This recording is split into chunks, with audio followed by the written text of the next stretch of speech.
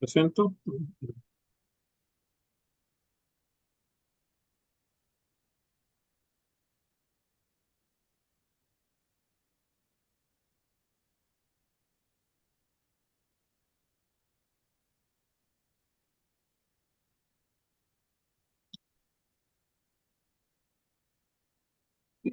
Buenas tardes. Hoy es el miércoles 28 de febrero de 2024 y en esta ocasión es la segunda plática del Seminario de Física y Cómputo del semestre 2024-2 y tenemos el agrado de que nos hable en esta ocasión el doctor Benjamín Millán Ramos, que está actualmente en la Polytechnique de Montreal. El título de su plática es Recubrimiento de circonia para mejorar el desempeño de implantes biodegradables basados en magnesio. ¿Qué es? ¿Magnesio? ¿Ya? Sí, Bueno, sí, sí es. bueno, sí, adelante, entonces puedes ya comenzar tu exposición. De acuerdo. Eh, Primero quiero agradecer a los organizadores por la invitación y a los se reunieron para escuchar esta plática. Bueno, el día de hoy les voy a platicar sobre el proyecto de investigación que desarrollé durante mis estudios de doctorado en el Instituto de Investigaciones en Materiales en UNAM, bajo la dirección de la doctora Sandra Rudil. Este proyecto es el resultado de una colaboración con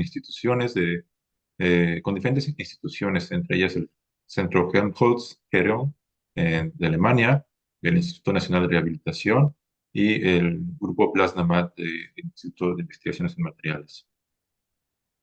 Para el contenido de esta presentación, en primer lugar, hablaré brevemente de la problemática que queremos abordar, la estrategia que consideramos durante el desarrollo de esta investigación, los resultados y las conclusiones.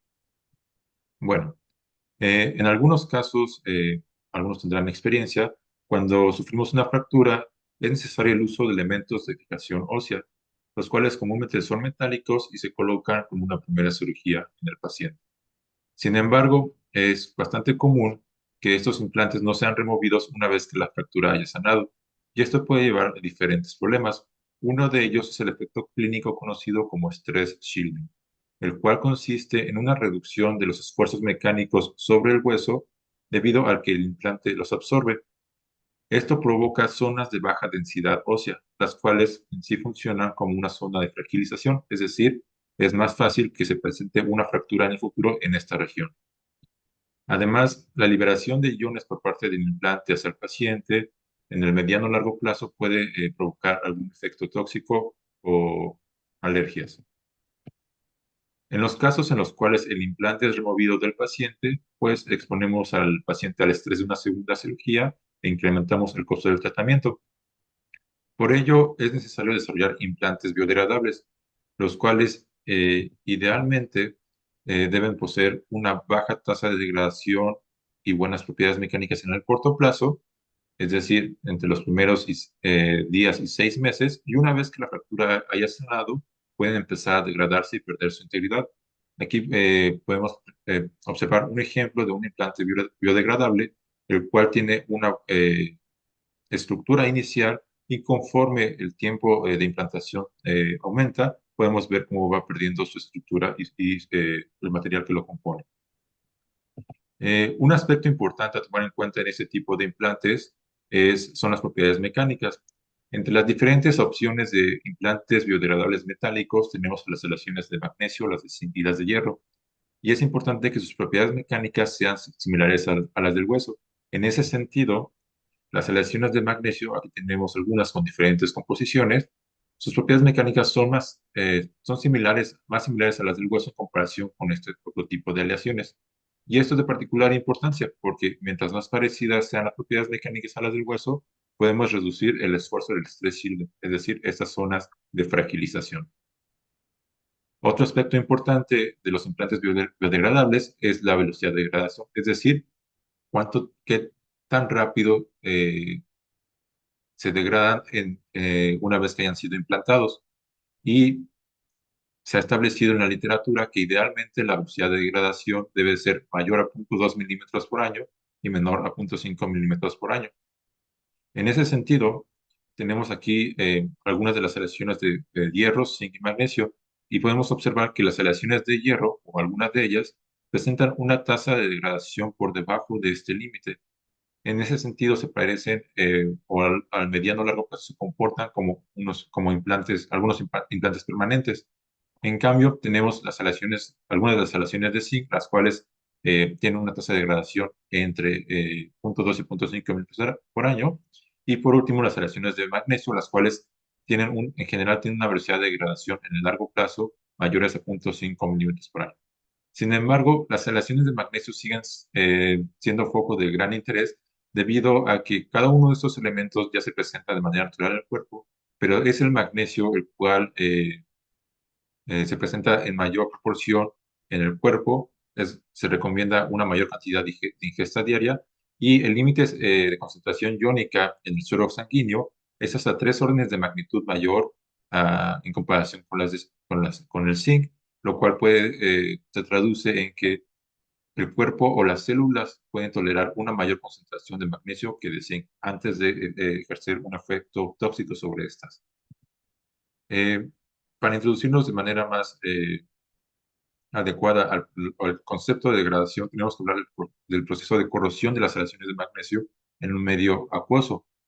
Este se compone de una reacción de oxidación, de la cual tenemos el magnesio en el implante, este pasa a forma iónica, y también tenemos una reacción de oxidación del agua, de la cual obtenemos hidrógeno y iones OH. Estos iones OH van a reaccionar con los iones de magnesio para formar una capa semipasivante sobre el implante. Sin embargo, en soluciones en las cuales se contiene cloro, como es el caso de la sangre, esta capa de hidróxido de magnesio va a reaccionar con el cloro y va a formar el cloruro de magnesio, el cual es más soluble que el hidróxido y entonces se reinicia el proceso de corrosión debido a que se pierde la capa de hidróxido de magnesio.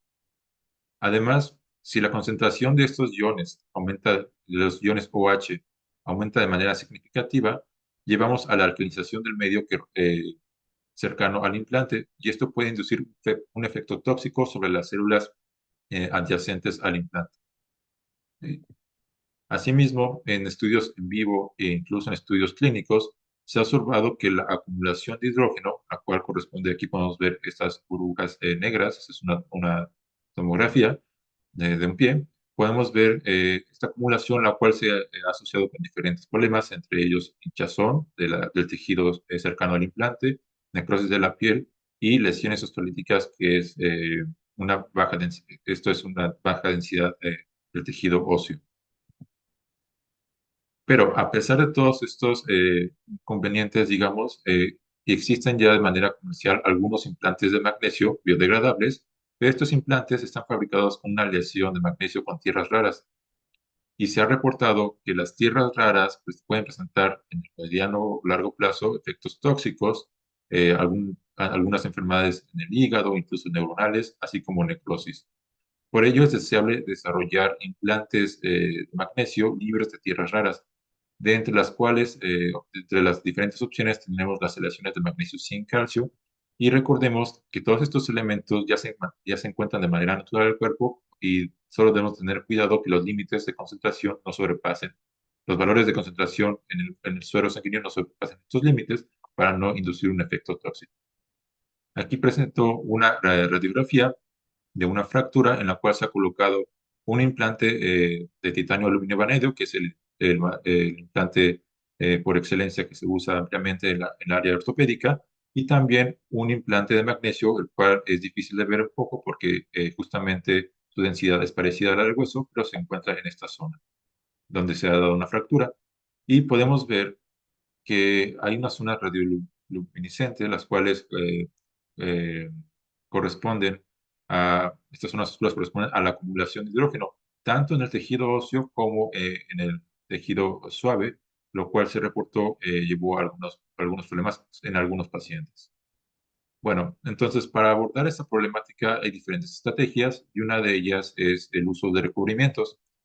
En la literatura vamos a encontrar un gran número de trabajos que reportan diferentes recubrimientos, ya sea por conversión superficial o recubrimientos por depósito, con diferentes composiciones, y es ideal que estos recubrimientos tengan no solamente la capacidad de proteger ante la corrosión del implante, sino también algunas otras características, por ejemplo, que tenga un efecto antibacterial para evitar infecciones o que sea que pueda liberar fármacos para justamente promover el correcto, la correcta recuperación de la fractura, que sea bioactivo, que es decir, que promueva la diferenciación de células madre al tipo osteoblasto para acelerar el proceso de recuperación de la fractura, entre otros. Y en la literatura podemos encontrar una gran cantidad de técnicas de depósito que se utilizan para desarrollar este tipo de recubrimientos, y cada una de ellas tiene un principio fundamental, un principio mecánico, eléctrico, térmico, y nosotros vamos a trabajar con lo que se conoce como una técnica de vapor, de depósito por vapor físico. Entre las diferentes tenemos a la técnica de sputtering. Esta técnica de sputtering es ampliamente usada en la industria aeronáutica, la industria de herramientas, por ejemplo, en brocas, tornillos, herramientas de corte, etc. Esta técnica, en lo que sí consiste es, necesitamos una cámara al vacío, por lo cual necesitamos una bomba, y generar un plasma entre dos electrodos. Entonces, lo que sucede es que tenemos dos electrodos, el blanco, que es el material que queremos depositar, el sustrato es el material que queremos recubrir, tenemos una atmósfera de argón, son los átomos rojos, los cuales son acelerados con un campo eléctrico hacia el blanco, y estos por transferencia de momento desalojan los átomos de blanco y estos se van recolectando en la parte superior, y conforme ese proceso continúa, pues tenemos el depósito de un recubrimiento sobre el sustrato.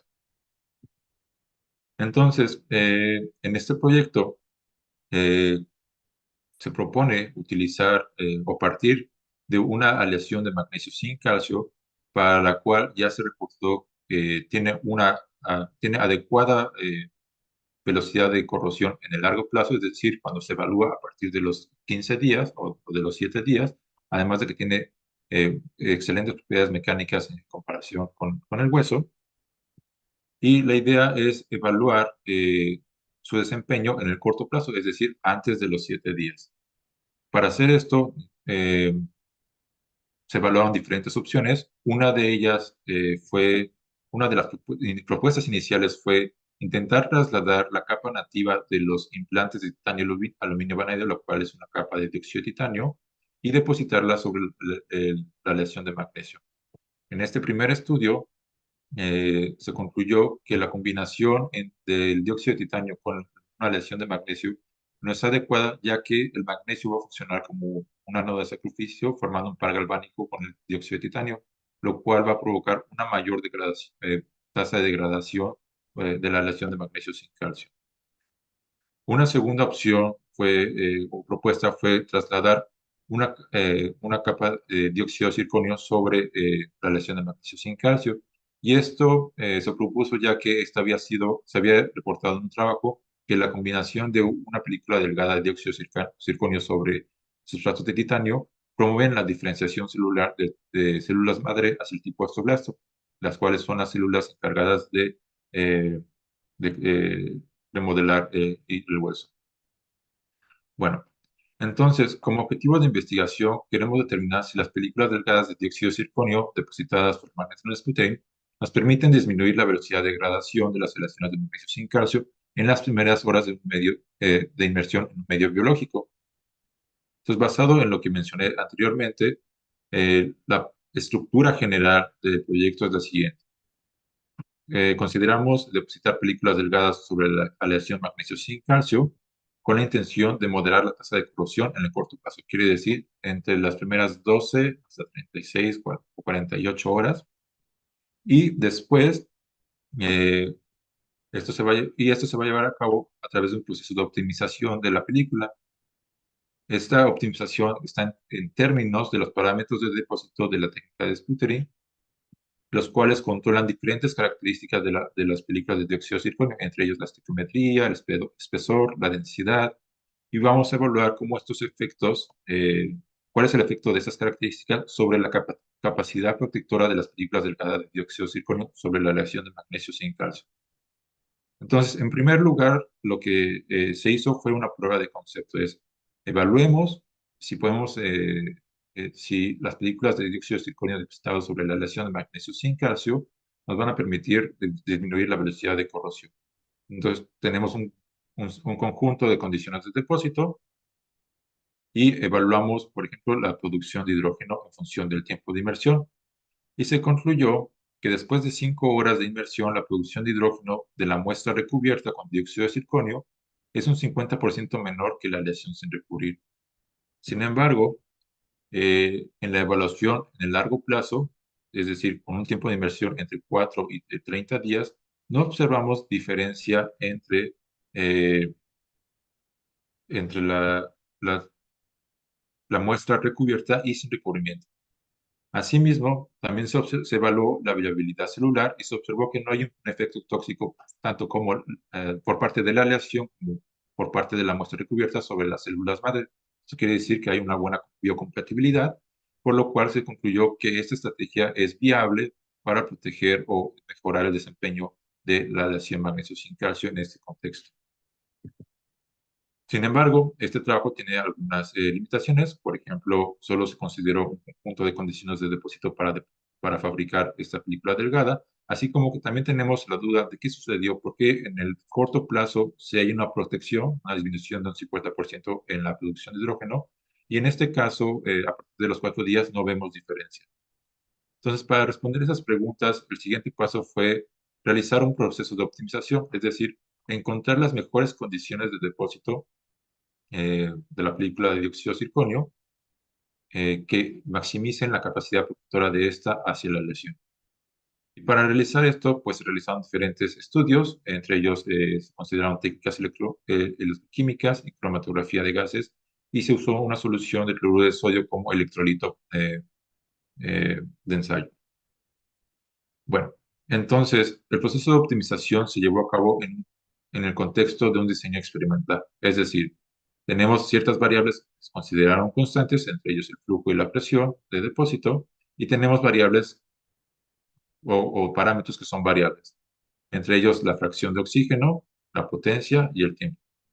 Como estamos depositando un óxido y partimos de un blanco metálico, es decir, el blanco es circonio, necesitamos una atmósfera reactiva, de tal manera que durante el depósito los átomos de circonio que van recubriendo al sustrato reaccionen con el oxígeno para formar el dióxido de circonio.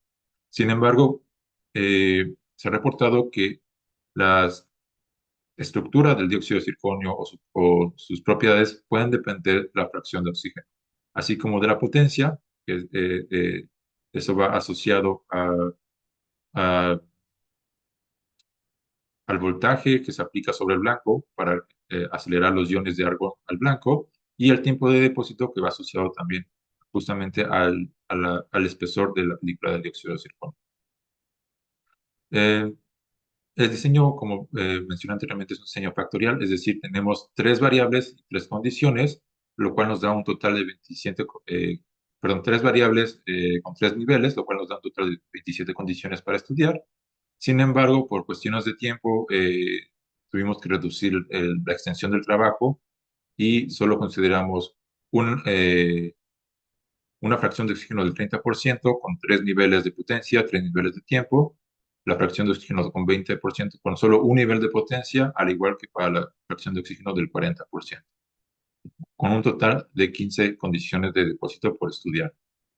La caracterización superficial se realizó con diferentes técnicas, difracción de rayos X, micrografía de microscopía de electrones, este, espectroscopía de rayos X emitidos y microscopía de fuerza atómica. Asimismo, la evaluación del proceso de corrosión de las aleaciones de magnesio se puede hacer de diferentes maneras. En este caso, optamos por la evaluación electroquímica, la cual es una técnica ampliamente usada en la literatura, y utilizamos 2 soluciones. Cada uno de estos ensayos fue realizado bajo estas condiciones, pero aquí quiero que nos enfoquemos en lo que es la espectroscopía de impedancia electroquímica. ¿En qué consiste esta técnica? Solo quisiera darles una breve introducción. Básicamente lo que tenemos es un contenedor con electrolito y tenemos tres electrodos. El electrodo de trabajo, que es la muestra a estudiar, el contraelectrodo y el electrodo de referencia. Entonces, el electrodo de referencia nos va a servir para aplicar un potencial justamente o una perturbación respecto al potencial de este electrodo de referencia. Entonces, este potencial se aplica al electrodo de trabajo y tenemos una respuesta una corriente de respuesta. Esta corriente va a ser medida a través de este contraelectrodo y como estamos aplicando una perturbación alterna, pues en lugar de tener eh, una resistencia según la ley de Ohm, lo que vamos a tener es una impedancia. Esta impedancia es el equivalente a una resistencia, pues, simplemente que la resistencia para la ley de Ohm es para una señal directa, en este caso tenemos una perturbación alterna, por lo cual tenemos también una contribución compleja. Entonces, como respuesta, podemos calcular, determinar eh, o presentar la respuesta del sistema en tres maneras. La primera se llama, la conocemos la gráfica de Nyquist, que es una relación entre la parte imaginaria de la impedancia y la parte real, así como la respuesta de la impedancia en términos de la frecuencia de la perturbación, y así como el desfase entre la señal entre la perturbación y la respuesta y la corriente de respuesta del sistema. Asimismo, recordemos que mencioné anteriormente que durante el proceso de degradación o de corrosión de las aleaciones de magnesio se produce hidrógeno. Eh, Uno puede calcular o asociar la cantidad de hidrógeno producido con la velocidad con la que se degrada el magnesio, y para esto hay diferentes técnicas, pero en este sentido, un aspecto novedoso del proyecto es que se propuso utilizar cromatografía de gases para este tipo de aplicaciones. Cromatografía de gases es una técnica pues ampliamente usada en diferentes contextos. Sin embargo, consiste en lo siguiente. Tenemos un gas, el cual es inyectado al cromatógrafo, y en el cromatógrafo se separan los diferentes componentes del gas. Eh, Cada uno de estos componentes va a ser detectado y nos da un pico de respuesta. La intensidad de este pico corresponde a la cantidad de gas producido. Entonces, usando esta técnica y este arreglo experimental, eh, podemos determinar la velocidad de degradación en términos de la producción de hidrógeno. Asimismo, un tercer ensayo que se consideró para evaluar la respuesta corrosiva o la velocidad de degradación de las muestras recubiertas y sin recubrimiento es el ensayo de pérdida de masa y el ensayo de pérdida de masa, en el cual ese ensayo consiste en determinar la masa inicial de la prueba, de la probeta de la aleación antes de colocarse en inmersión sobre una solución corrosiva y determinar la masa después de un cierto tiempo de inmersión. Esta diferencia de masa se puede relacionar con la velocidad de degradación, y asimismo también se determinó las propiedades mecánicas de las probetas de la aleación con y sin recubrimiento después de estos tres tiempos de inmersión. Bueno, entonces como primer resultado quisiera presentar la caracterización de los recubrimientos, la cual está en función de los parámetros del depósito. Recuerden que durante el depósito de esta película, pues tenemos diferentes parámetros. Uno de ellos es la fracción de oxígeno, la potencia y el tiempo de depósito. Entonces aquí podemos ver cómo el espesor va aumentando conforme la potencia incrementa, lo cual tiene sentido, ya que mientras mayor sea el campo eléctrico entre estos dos electrodos, pues mayor es la energía con la que llegan los átomos de argón hacia el blanco, y esta energía alcanza a desalojar más átomos del blanco, por lo cual el crecimiento de la película es mayor. Asimismo, observamos que si la fracción de oxígeno aumenta, el espesor disminuye, lo cual tiene que ver con un efecto de con un, con lo cual tiene que ver con que justamente como el flujo de los gases se mantuvo constante, al aumentar la fracción de oxígeno, disminuimos la fracción de argón, lo cual quiere decir que tenemos menos átomos de argón que inciden sobre el blanco y por lo tanto disminuimos la cantidad de átomos del blanco que son desalojados. Y por último, pues podemos observar que conforme el proceso de depósito toma más tiempo, pues esperamos que el espesor sea mayor. Asimismo, se estudió con particular interés la composición y eh, la estructura cristalina de los recubrimientos en función de la fracción de oxígeno. Y esto es de particular interés ya que un recubrimiento que no esté completamente oxidado va a tener una fase metálica y esa fase metálica va a formar un par galvánico disminuyendo la capacidad para de los recubrimientos. Respecto a los resultados de rayos X, no observamos ningún cambio importante en cuanto a su estructura cristalina y las señales que obtuvimos. Sin embargo, cuando estudiamos las películas con dióxido de circonio, eh, podemos ver una ligera señal de circonio 2 más, el cual es asociado a un estado subestequiométrico de la película de dióxido de circonio.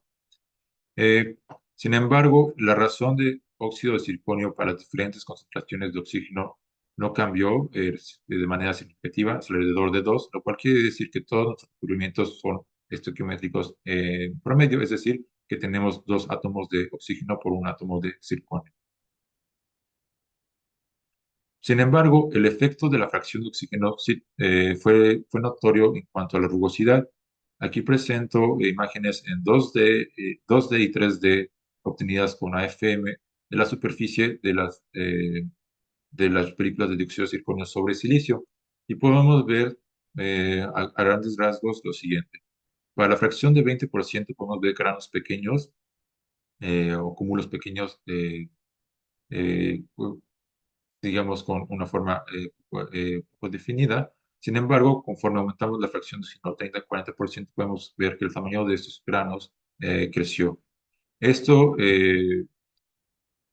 esto nos, o, por decirlo así, provoca una mayor rugosidad para las películas con 30 y 40% de fracción de oxígeno en comparación con la de 20%. Y esto, para poder explicar esto, pusimos el siguiente modelo. Una alta concentración, una fracción de oxígeno del 20% implica una alta concentración de átomos de circonio que inciden sobre la superficie de la aleación de magnesio, por lo cual la densidad de sitios de nucleación, es decir, los sitios en los cuales se va acumulando el circonio y creciendo la película de dióxido de circonio, es mayor en comparación con las fracciones de oxígeno de 30 y 40%, para las cuales tenemos un menor número de centros de nucleación, los cuales, como son menores, crecen más, y entonces tenemos justamente este efecto de un mayor tamaño de grano. Recuerden que también realizamos ensayos electroquímicos en función de los parámetros de depósito. Aquí presento las gráficas de Nyquist, las cuales expliqué anteriormente, pero básicamente un análisis cualitativo de estas gráficas puede ser el siguiente. Entre mayor sea el radio de este semiarco, mayor es la resistencia o puede esperar que mayor sea la resistencia a la corrosión. Y podemos ver que para todos los tres valores de potencia, las películas de dióxido de circonio presentan una mayor resistencia en comparación con la lesión sin recubrir. Si estudiamos el efecto del tiempo de depósito, observamos la misma tendencia, todas las películas tienen una mayor resistencia, y si observamos el efecto de la fracción de oxígeno, también observamos el mismo resultado. Es decir, que independientemente según los resultados de esta técnica de espectroscopía de impedancia, independientemente del parámetro que estamos variando, tenemos una cierta protección por parte del recubrimiento hacia la aleación. También podemos analizar de manera más cuantitativa, o más bien de manera cuantitativa, los resultados obtenidos. Esto se puede hacer con el siguiente análisis. De igual manera, de los datos obtenidos de espectroscopía de impedancia electroquímica, podemos obtener lo que se conoce como la gráfica de Bode, la cual es tenemos el módulo de la impedancia en función de la frecuencia, y podemos tomar el módulo de la impedancia a 0.99 Hz. Si hacemos este ejercicio para todas las condiciones de depósito evaluadas, cuáles son las 15 condiciones que mencioné anteriormente en el diseño experimental, podemos obtener la siguiente gráfica, de la cual se concluye que por lo menos hay una cierta tendencia. Mientras mayor sea el espesor de la película, mayor es el módulo de impedancia, lo cual quiere decir que podríamos esperar una mayor capacidad protectora para los recubrimientos con mayor espesor. Estos resultados nos arrojan, por lo menos, si bien no podemos diferenciar muy bien entre todas las condiciones de depósito, pero nos indica que por lo menos el espesor es un parámetro importante a tomar. Eh, Siguiendo con el análisis cuantitativo de estos resultados, uno puede simular la respuesta del sistema de la aleación con recubrimiento y el electrolito con elementos eléctricos, entre los cuales tenemos una resistencia, un elemento de fase constante, lo cual es un capacidor incapacita, no me recuerdo la palabra en español, pero es un capacitor, eh, es un capacitor, digamos, imperfecto, y tenemos también inductancias. Disculpen. Asimismo, la respuesta de este sistema puede ser simulada considerando estos elementos, y aquí presento con símbolos los resultados de la medición y con la línea constante el resultado de la simulación utilizando estos elementos eléctricos y estos valores que justamente fueron ajustados con un proceso de mínimos cuadrados a las mediciones experimentales. Y lo que podemos ver es que para la aleación hay un muy buen ajuste. Sin embargo, para el recubrimiento hay un buen ajuste hasta frecuencias cercanas a, a 900, hasta frecuencias cercanas a 1 Hz, pero a partir de ahí ya no podemos decir que ajuste de manera adecuada. Asimismo, uno puede calcular la impedancia total de este sistema, lo cual está dado por esta expresión, utilizando la teoría de circuitos, y se pueden realizar dos análisis. Uno, a frecuencias medias, que la contribución de estos elementos puede ser despreciada, por lo cual la resistencia a la transferencia de carga está dado por esta expresión, como puede ser aproximada a la suma entre la resistencia de la película y la resistencia número 1. Y a frecuencias bajas podemos calcular la resistencia a la polarización, la cual está dando por esta expresión. Entonces, con estos tres, comparando los tres análisis, el de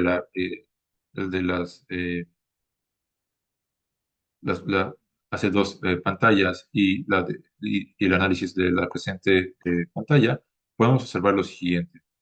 Si tomamos el módulo de la impedancia a 0.99 Hz, observamos que hay un incremento del 35% para las muestras recubiertas en comparación con la aleación sin recubrir, y observamos la misma tendencia respecto a la resistencia a la transferencia de carga. Sin embargo, la resistencia a la polarización en valor absoluto es menor que en estos dos casos, pero igual hay un incremento alrededor del 35%, lo cual nos dice que estos tres análisis proveen información similar, pero cada una de manera independiente. Asimismo, recuerden que durante el proceso de degradación del magnesio se produce hidrógeno, y esto lo vamos a determinar con cromatografía de gases. El efecto de la potencia sobre la capacidad protectora de los recubrimientos se presenta en esta gráfica. Podemos ver que la producción de hidrógeno para las muestras recubiertas con 200, 300 y 400 watts es un poco menor en comparación con la aleación de magnesio. Sin embargo, dadas las barras de error, es un poco difícil distinguir entre las diferentes condiciones de depósito. No podemos decir cuál es realmente mejor que otra. Pero si observamos el efecto del tiempo de depósito, aquí sí se observa una diferencia importante. Mientras que para un tiempo de depósito de 30 minutos de la película delgada de dióxido de circonio, inicialmente tenemos un efecto protector, ligeramente protector, y después de cierto tiempo incluso empeora la respuesta del sistema. Si aumentamos el tiempo a 60 minutos, hay una reducción, y una reducción mayor si el tiempo de depósito se extiende a 90 minutos. Asimismo, si la fracción de oxígeno aumenta, podemos observar que la evolución de hidrógeno también, lo cual nos indica que la mejor fracción de oxígeno para disminuir la evolución de hidrógeno es la del 20%, logrando una reducción de un 50%. Y si observamos las tendencias, eh, podemos concluir que los resultados de este ensayo nos indican una conclusión similar al resultado de las técnicas electroquímicas, que es que mientras mayor sea el espesor, mayor la capacidad protectora del recubrimiento. Pero teníamos la duda en su momento de si el espesor es el único factor determinante o que determina la capacidad protectora de las películas de dióxido de circonio. Por lo cual, aquí presento la producción de hidrógeno normalizada al espesor de las películas de dióxido de circonio. Y podemos ver que en función de la potencia, la producción disminuye conforme esta aumenta, y en función de la fracción de oxígeno, la producción de hidrógeno disminuye conforme la fracción también disminuye. Lo cual nos dice o nos sugiere que la mejor condición de depósito es aquella con una fracción de oxígeno del 20%, con 400 watts de potencia y un tiempo de depósito de 90. Sin embargo, también observamos que esto puede estar ligado con una menor rugosidad, la cual, como podemos ver aquí, hay un incremento importante para las fracciones de oxígeno del 30 y 40% en comparación de la de 20%, la cual corresponde a esta misma condición de depósito. Entonces, después de todos estos resultados del proceso de optimización, podemos concluir que el espesor es un factor importante, y que la rugosidad también. Asimismo, estos resultados nos permiten disminuir la matriz de experimentos a una matriz de solamente 3 muestras, variar la fracción de oxígeno y mantener una potencia y un tipo de depósito. Y ahora, el siguiente paso que se tomó fue, ok, evaluamos o realizamos todo un proceso de optimización en solución de cloruro de sodio, lo cual es una solución básicamente a 0.9 a 1 molar. Y la idea es, ok, ya tenemos toda esta información, sabemos que estas condiciones funcionan bastante bien, vamos a evaluar su desempeño en una solución que simule de manera más cercana a un medio biológico, como es la solución DIMEM, y la cual fue suplementada con suero fetal al 10%. Y esto es de particular interés, ya que dependiendo de la solución que se utilice como medio electrolítico o medio corrosivo, podemos obtener que una muestra es mejor o peor que otra. Entonces, como primeros resultados, presento aquí las gráficas de Nyquist. A primera vista podemos ver que la forma de estas curvas es diferente a las que observamos anteriormente, y podemos ver que incluso la diferencia entre el radio del Celmiarco para la aleación y para las muestras recubiertas es mayor en comparación con solución de cloruro de sodio. Aquí hay un incremento alrededor, digamos, de 1000 ohms por centímetro cuadrado a alrededor de 2500 ohms por centímetro cuadrado.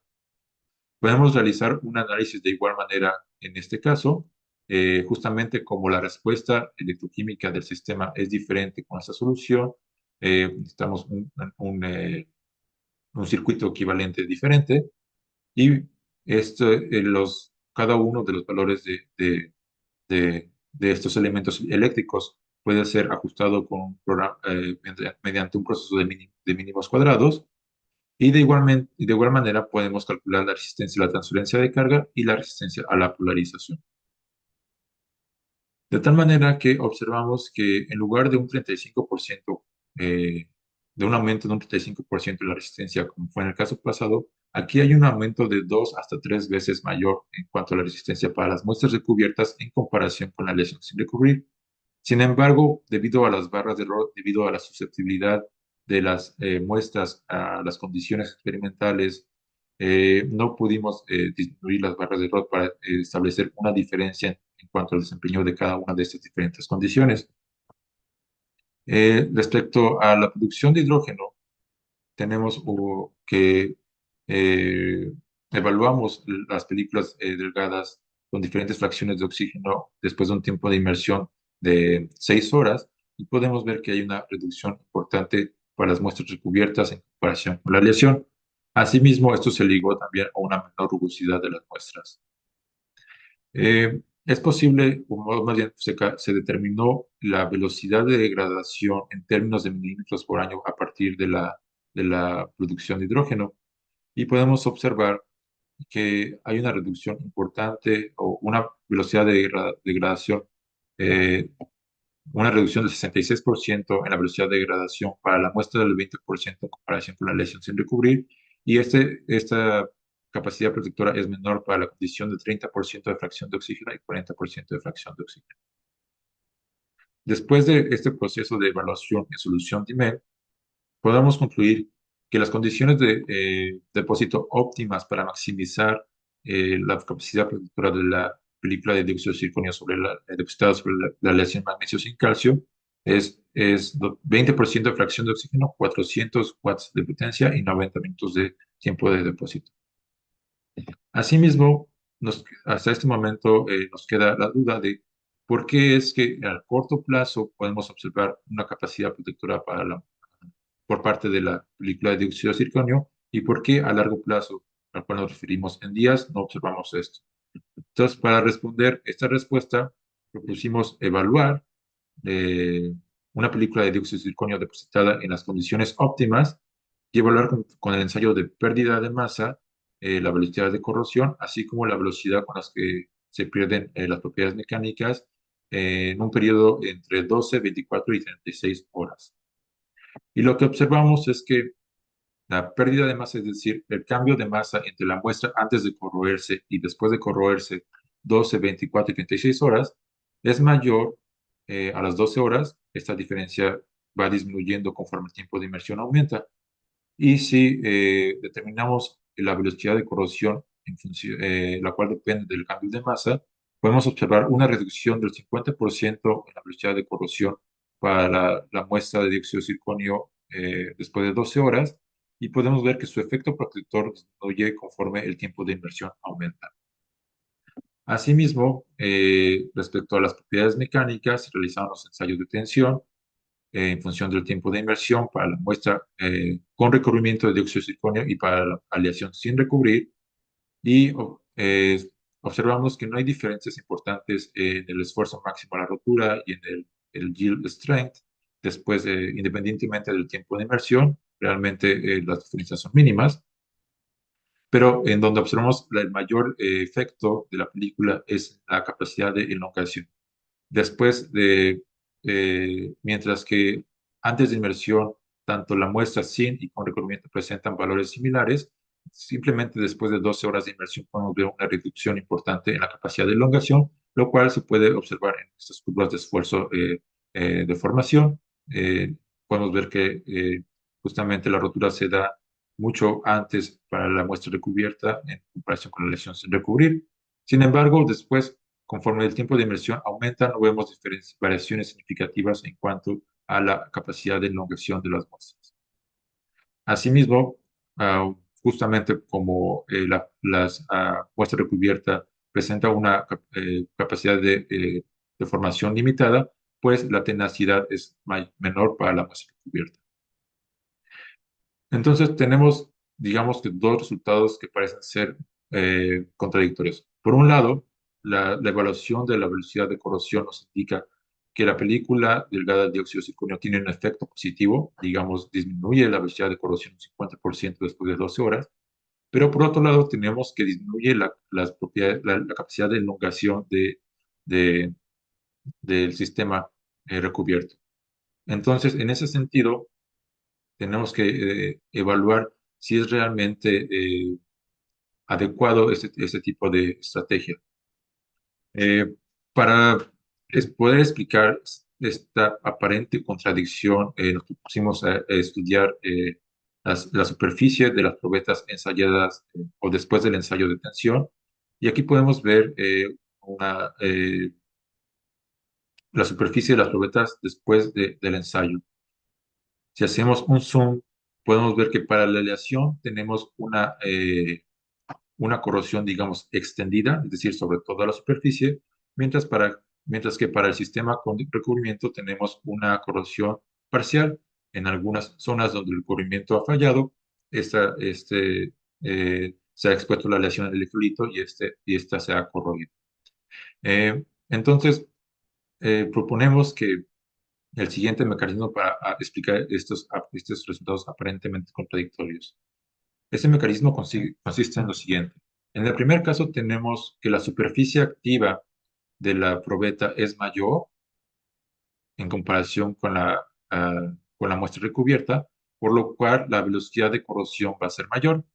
Sin embargo, debido a que la superficie expuesta al electrolito para la muestra recubierta es parcial, tenemos una corrosión, digamos, localizada, de tal manera que estas zonas localizadas de corrosión pueden funcionar como concentradores de esfuerzos que durante el ensayo de tensión pueden, eh, eh, eh, digamos, la palabra creo que es nuclear, fracturas. Y esta fractura da cabida a justamente una reducción en su capacidad de elongación. Bueno, si si nos concentramos o si recordamos los resultados tanto del proceso de optimización de la película como de los resultados de la prueba de concepto y conjuntamos ambos casos, podemos tener una imagen global de lo que sucede respecto a la velocidad de degradación en tiempo de inmersión, tanto en el corto plazo como en el largo plazo. Podemos ver que tenemos una disminución del 50% después de 12 horas de inmersión y esta diferencia, esta capacidad protectora va disminuyendo con el tiempo hasta que justamente llegamos a los 4 días donde ya no hay diferencia en cuanto a la respuesta del sistema con y sin recubrimiento y eso fue justamente lo que observamos en nuestra prueba de concepto. Es decir, que no es suficiente reportar un solo tiempo de evaluación de la respuesta de la velocidad de corrosión, sino que tenemos que estudiar más a fondo y presentar cómo la velocidad de corrosión va cambiando en función del tiempo de inmersión para poder predecir de manera adecuada la velocidad o, digamos, el desempeño que tendría un implante fabricado con una aleación de magnesio y con un cierto recubrimiento. De tal manera que con ese resultado podemos responder esta incógnita que teníamos inicialmente y podemos también mencionar que este tipo de estudios extendidos tanto en el corto plazo como en el largo plazo es de particular importancia, ya que en el corto plazo queremos que el implante funcione de la mejor manera, ya que corresponde a la fase inflamatoria del proceso de recuperación de la fractura. Y este periodo es de particular importancia porque es determinante para la aceptación o rechazo del implante. Asimismo, como que en el largo plazo queremos o idealmente buscamos que poder predecir la respuesta del implante de manera más precisa. Bueno, entonces como conclusiones, tenemos que las películas delgadas de dióxido de circonio son una opción viable para disminuir la velocidad de corrosión de la aleación, lo cual se hizo logramos cumplir de los resultados de la prueba de concepto. Respecto al proceso de optimización, pues estudiamos los efectos de diferentes parámetros de depósito sobre las características de las películas delgadas de dióxido de circonio y observamos que independientemente de las condiciones de depósito que se consideraron en este estudio, tenemos un recubrimiento estequiométrico con una estructura cristalina monoclínica. Asimismo, observamos que el espesor es un parámetro crítico en cuanto a la capacidad protectora de los recubrimientos y que la fracción de oxígeno incrementa la rugosidad y por lo tanto la porosidad del recubrimiento, por lo cual podemos esperar una menor protección ante la corrosión para una película porosa en comparación con una más densa. Asimismo, se determinó un conjunto de condiciones de depósito óptimo, el cual corresponde a una fracción de 20% de oxígeno, 400 watts y 90 minutos de tiempo de depósito. Y asimismo, la velocidad de degradación se redujo un 50% después de 12 horas y esta capacidad protectora disminuye hasta los 48 horas y posteriormente no hay diferencia entre la muestra sin y con recubrimiento. Eh, es importante hacer énfasis en que el efecto de la corrosión tanto para la aleación como para la muestra cubierta se ve de manera más importante en la elongación, habiendo una reducción más importante para la muestra recubierta en comparación con la aleación sin recubrir. Y asimismo se presenta o se propone un mecanismo por el cual se explica la reducción de esta capacidad de elongación para la lesión sin recubrimiento. Aunque aquí cabe mencionar que una elongación del 7% sigue siendo funcional para este tipo de aplicaciones, ya que se ha reportado estudios clínicos de una lesión de magnesio con tierras raras, la cual posee una elongación aproximadamente del 7% también. Y bueno, antes de concluir, quisiera mencionar que este estudio se realizó o fue resultado de una colaboración, pero principalmente se realizó en el Instituto de Investigaciones de Materiales, en el grupo Plasmamat, el cual está dirigido por el doctor Stephen Bull y la doctora Sandra Rodil. Tienen diferentes proyectos bastante interesantes, todos que involucran justamente recubrimientos con técnicas basadas en sputtering, así como otro tipo de técnicas como Sol Gel, etcétera. Y si alguien está interesado en realizar desde un servicio social, alguna estancia, maestría, etcétera, pues puede acercarse o escribirles a estos correos. Bueno, eso es todo por mi atención. Eso es todo por mi parte. Muchas gracias por su atención.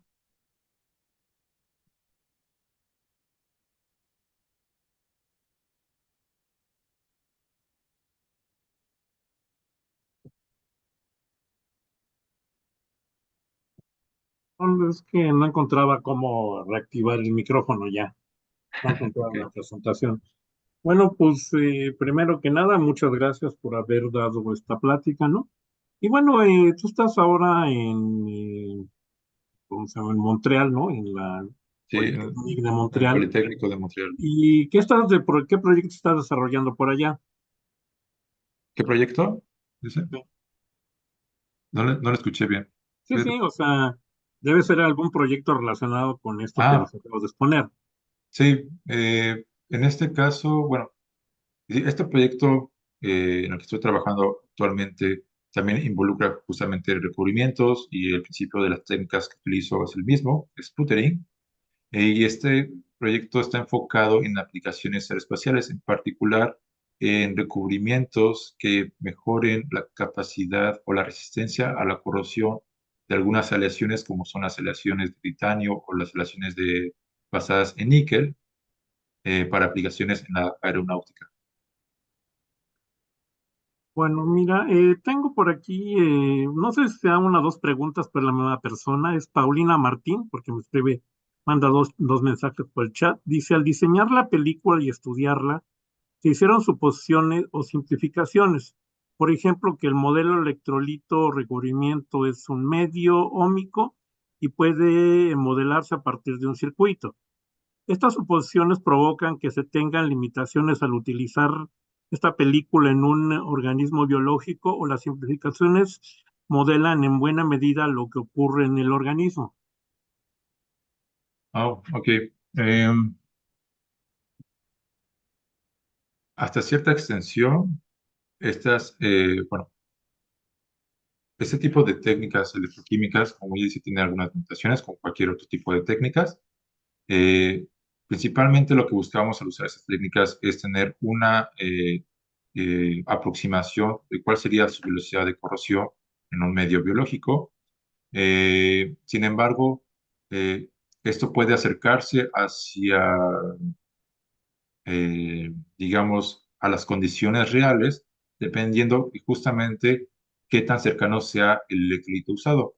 Como vimos, por ejemplo, con cloruro de sodio, si comparamos la respuesta que obtenemos de cloruro de sodio al usar cloruro de sodio como solución o al usar DIME, tenemos dos respuestas totalmente diferentes. En ese sentido, DIMEM es una solución mucho más compleja, entonces tiene diferentes iones en concentraciones similares a las del suero, por lo cual podríamos esperar que sea más parecido a la respuesta, digamos, en una aplicación real. Y no solo eso, sino también que fue suplementado con suero bovino, porque esas proteínas simulan también de manera más cercana eh, una aplicación real. Y podemos observar, bueno, aquí no lo presenté, pero se ha reportado y nosotros mismos hemos observado que justamente adicionar algunos iones o proteínas o un porcentaje diferente de proteínas a la solución de electrolítica que consideramos para el estudio puede cambiar, por supuesto, la respuesta corrosiva de la lesión con y sin recubrimiento y por lo tanto, pues, la respuesta, digamos, el modelo electroquímico sería diferente. Bien. Bueno, mira, no veo más preguntas. Bueno, esperemos un momento a ver si alguien se anima. Nada más recordar que hay más o menos medio minuto de desfase entre que hacen la pregunta y tú la recibes, ¿no? Bueno, Ok. pues no veo más. Espero por algún momento, ¿no? Pues no parece que no. Bueno, si no, y en este momento no llega ninguna pregunta, pues, bueno, Paulina Martín, a quien se preguntó, dice muchas gracias. Ok, de nada. Está bien. Para Paulina, si deseas platicar o tienes más dudas, pues mi correo está aquí al final. Con toda confianza puedes ponerte en contacto. Bueno. Bueno, pues entonces solo nos resta volver a agradecerte y a los internautas los invitamos a que estén presentes en estos seminarios. El siguiente es el miércoles 6 de marzo a las 5 de la tarde, ¿no? Y bueno, pues con esto pues acabamos la transmisión. Agradecemos a todo mundo, al ponente y a los asistentes por